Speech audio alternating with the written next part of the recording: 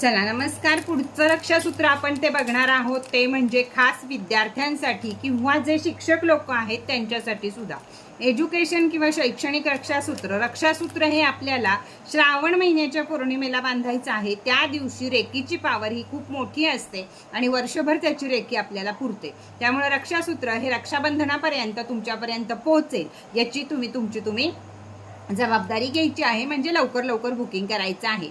तर हे शैक्षणिक रक्षासूत्र यामध्ये कोणते क्रिस्टल वापरले आहे, त्याचा उपयोग तुम्हाला कसा होणार आहे, ही संपूर्ण माहिती यामध्ये दिली आहे. यामुळे विद्यार्थी वर्गाला 10वी 12वी असो किंवा कोणतेही विद्यार्थी वर्ग असो यांना अभ्यास करण्यासाठी अतिशय वातावरण छान होतं. त्यांचं मन प्रसन्न राहतं, केलेला अभ्यास लक्षामध्ये राहतो. ऐनवेळी परीक्षेच्या वेळी विसरायची जी सवय असते ती सवय मोडते. अभ्यासाचं प्रमाण वाढतं, अभ्यासाचा वेळ वाढतो. या सगळ्या गोष्टी या शैक्षणिक रक्षासूत्रामुळे किंवा एज्युकेशन रक्षासूत्रामुळे घडत असतात.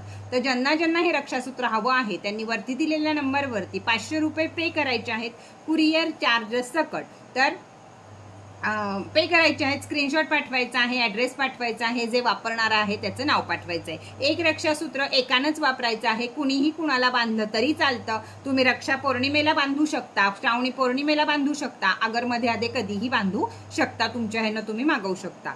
त्याचप्रमाणे रक्षाबंधनाच्या दिवशी याला मोठ्या प्रमाणात रेकी तुम्हाला दिली जाते. अशीही तुम्हाला 1000% पॉवरफुल रेकी दिली जाते, जेणेकरून तुमच्या अभ्यासातले किंवा शैक्षणिक काही तुमच्या अडचणी असतील त्या संपूर्णपणे दूर होतील. मुलींना बांधायचं असेल तर डाव्या हातात बांधायचं, मुलांना बांधायचं असेल तर उजव्या हातात बांधायचं. जेंट्स लेडीजला सुद्धा तेच आहे.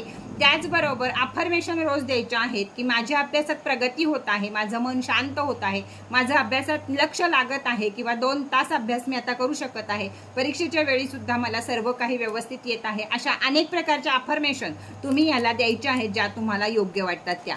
रक्षासूत्र हे हातामध्येच बांधावं का, तर नाही. तुम्ही हे पर्समध्ये ठेवू शकता, दप्तरात ठेवू शकता, उशाखाली ठेवू शकता, स्टडी टेबलवर ठेवू शकता, पुस्तकात ठेवू शकता, वहीत ठेवू शकता. फक्त अफर्मेशन त्याला रोज देणं गरजेचं आहे. त्याचप्रमाणे जन्म आणि मृत्यू या ठिकाणी जर तुम्ही हे घालून गेलात तर ते बाद होणार आहे. त्याच दिवशी ते टाकून द्यायचं आहे. नाही तर 1 वर्षाची रेकी याला पूर्ण मिळणार आहे. तुम्ही पुढच्या रक्षाबंधनापर्यंत रक्षासूत्र हे पौर्णिमेपर्यंत वापरू शकता. त्यानंतर मात्र हे रक्षासूत्र तुम्ही पाण्यामध्ये सोडून द्यायचं आहे.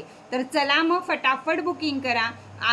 अगदी जबरदस्त बुकिंग सगळ्या ह्याचं चालू आहे. तुम्हालाही योग्य वेळी तुमच्याकडे पोचायचं असेल तर बुकिंग मात्र लवकर करा.